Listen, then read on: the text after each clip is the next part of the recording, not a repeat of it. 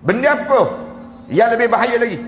Terkejut waktu mana hari pertama kita dalam kubur. Ni kebanyakan kita kena. Kebanyakan di kalangan kita ni kena. Orang kita ni, masa kita hidup sekarang ni, kita tak rasa terkejut lagi ni. Tapi ramai mana orang yang bila dia masuk dalam kubur dia terkejut. Terkejut.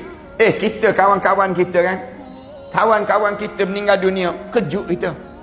Kita rasa terkejut. Kawan-kawan kita rasa muda-muda lagi mati. Allah mati. Terkejut kita. Kita rasa terkejut. Hak mati tu lagi terkejut. Hak mati, hak hidup ni terkejut. Hak mati tu lagi terkejut. Kenapa terkejut? Kalau kita tanya balik, kenapa nak terkejutnya? Kerana mu tak bersiap dalam hidup untuk mu saat menghadap depan Allah. Tuan-tuan, kita jangan terkejut.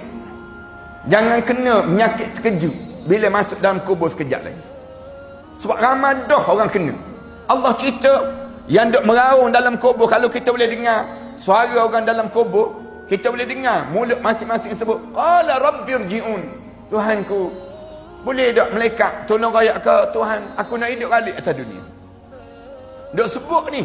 Kalau kita boleh dengar suara orang yang dalam kubur tu, kebanyakan duk dalam kubur tu, orang Islam ni bukan orang kafir. Hamba tak cerita tentang orang kafir.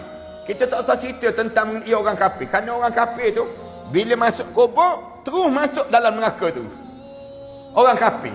Tapi orang munafik, orang zalim, bila mati. Ni orang Islam ni. Orang Islam. Cuba buka dalam surah Al-Mu'minun, ayat yang ke-99 dan ayat yang ke-100. Allah cerita jelas yang ni.